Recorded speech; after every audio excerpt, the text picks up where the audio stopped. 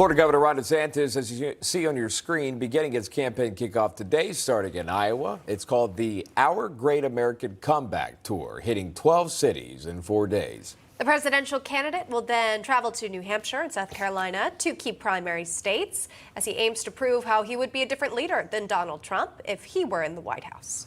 Hogan Gidley is a former national press secretary for the Trump campaign. Doug Collins is a former Georgia congressman. We're happy to have both gentlemen on today. Thank you very much, along with Tom and Deneen Borelli in studio.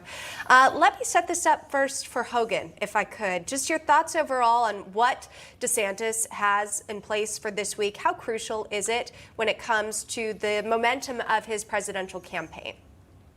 It's vital. I mean, look, everyone was ready and excited about the announcement. As we know, it was a big problem.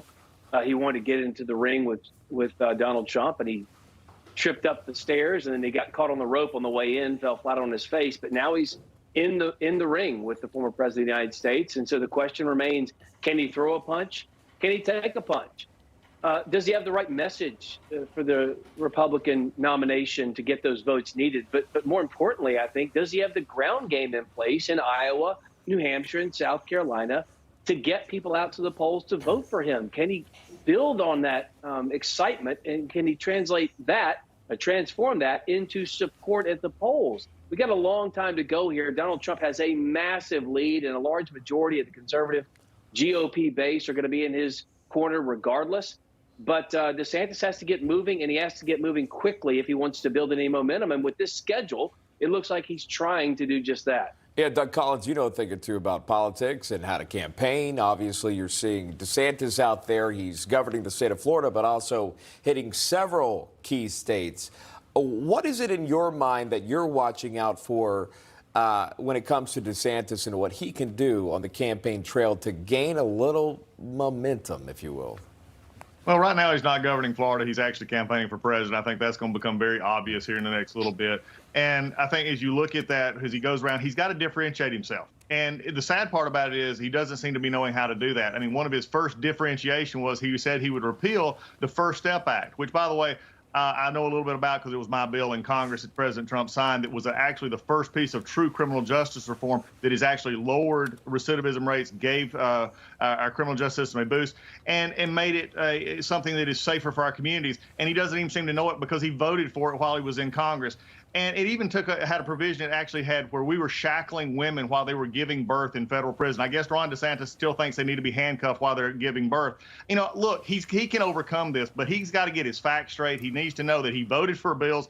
So these are the kind of things people are going to look at. Does he just really running for president, or is he actually differentiating himself from President Trump, who, as Hogan said, had a massive lead?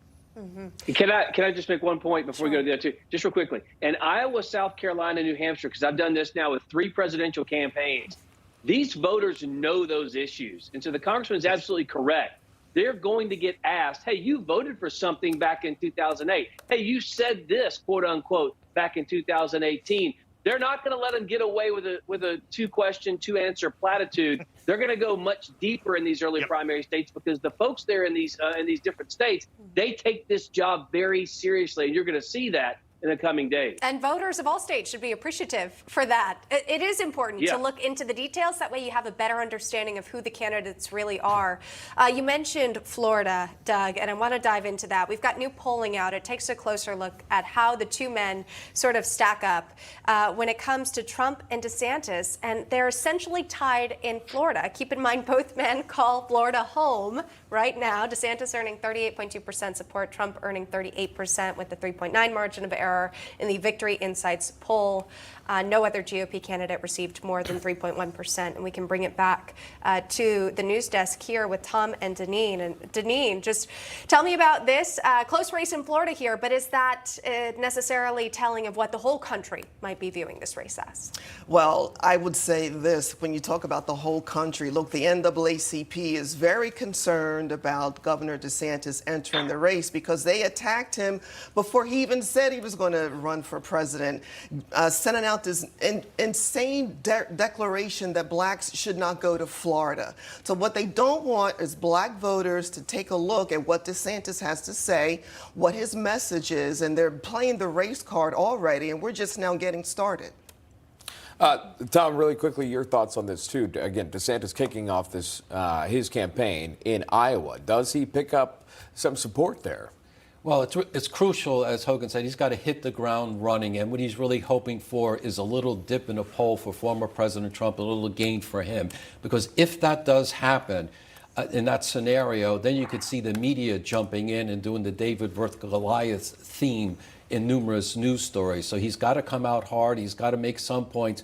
But it's going to be difficult because President Trump, former President Trump, is so popular with the base. He's got a tough hill to climb. And DeSantis, if he wants to win, ultimately, if he were to get the nomination, you do have to win over the so-called MAGA base just to get the votes all totaled up together. Appreciate everyone joining in on the discussion today. Special thanks, Hogan Gidley and Doug Collins. Appreciate it. And, of course, the Borellis as well. Stay with us.